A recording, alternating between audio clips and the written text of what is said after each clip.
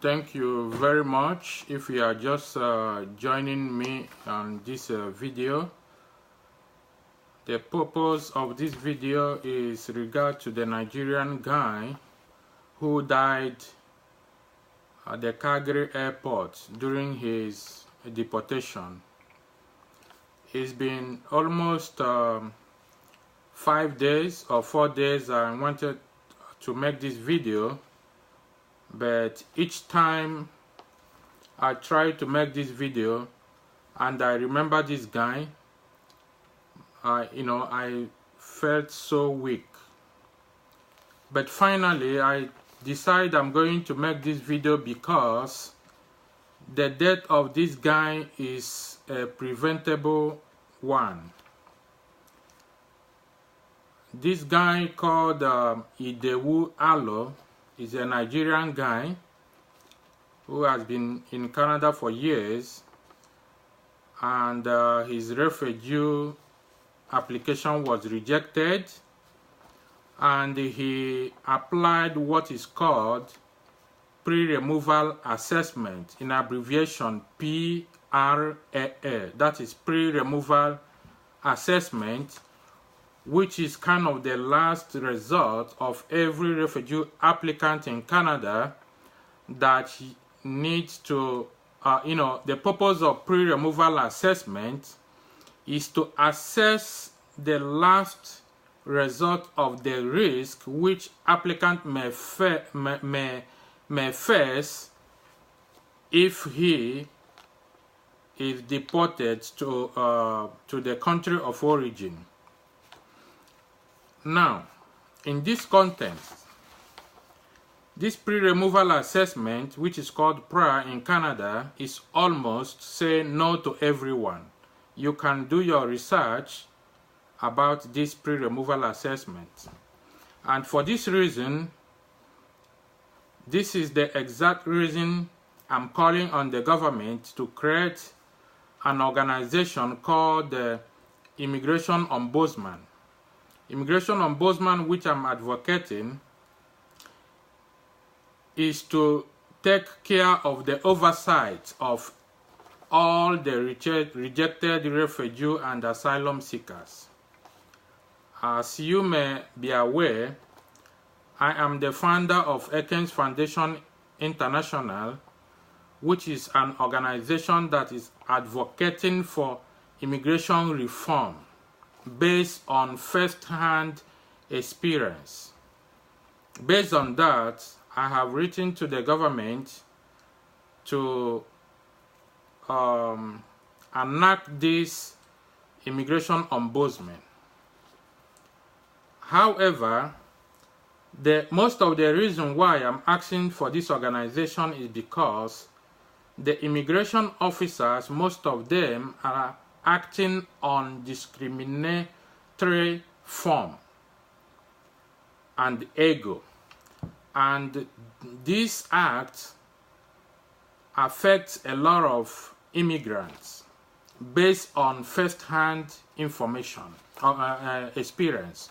Anything I'm telling you on this video is verifiable, and I have evidence of anything. So at any time, any moment, anybody feel uncomfortable or comfortable to verify my information, to know if I have available information at my disposal to prove any of my claim. However, as this guy now is dead, I will personally ask the family to hold the Nigerian embassy in Ottawa responsible for this guy's death. Because if the embassy did not issue a travel document, the immigration officers wouldn't have facilitated this travel. Because it's very important to do last review or last evaluation in anybody's file to check the risk. Because when somebody comes from another country in a foreign land and sought for refugee or asylum application, it seems that the application for the refugee is sought against the country of origin. In this aspect, the country of origin is now the country of the persecution, which means the applicant is searching for protection under the Geneva Convention of 1951 against the country of origin. Now, it's very wrong and violation of the convention for the country of protection to seek for information or collaborate or contact the country of persecution against the applicants. This is wrong. Next time I will publish the article under the confidentiality and the guidelines of the the Japan protocol for the guidelines under the United Nations High Commission for Refugees, UNHCR, on how a refugee application should be dealt with. Now, the embassy have issued travel documents on behalf of this guy to travel, so for the government to facilitate the deportation. Whatever happened at the airport, nobody knows, because I'm not interfering as this is at the investigation stage. But what I'm reading here, the statement from the government or by the Canada Border Service Agency is not worth it, because I'm working with so many rejected refugee and asylum seekers in detention through my organization, and I have first-hand information from those applicants in detention waiting for deportation.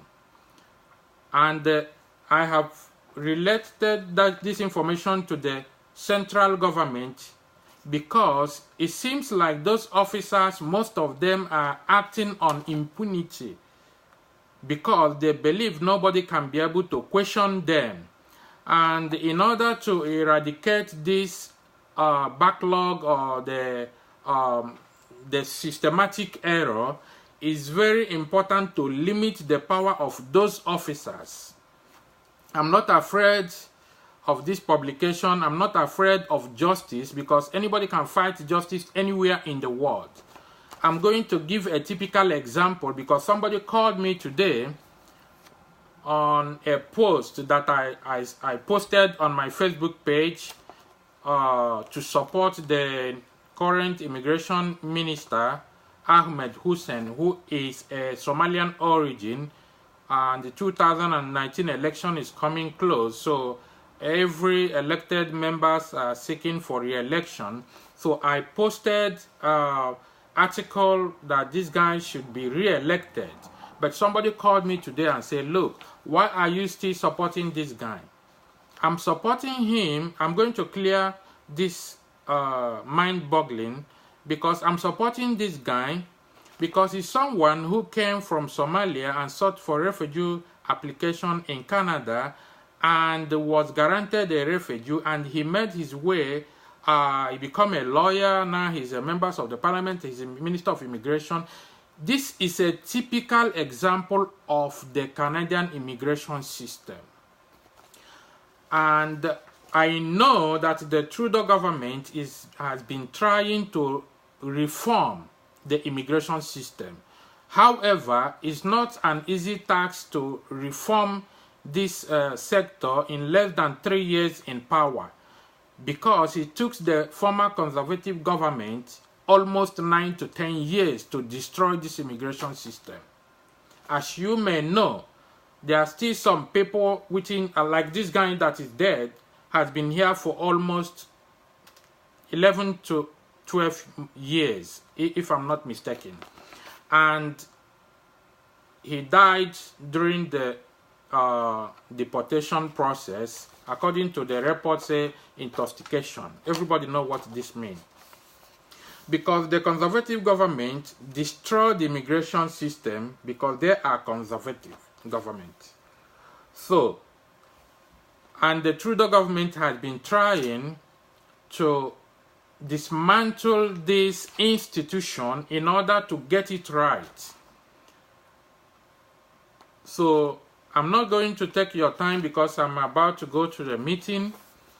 I just want the public to be aware of what is going on and understand about this guy's death, because it's not well publicized.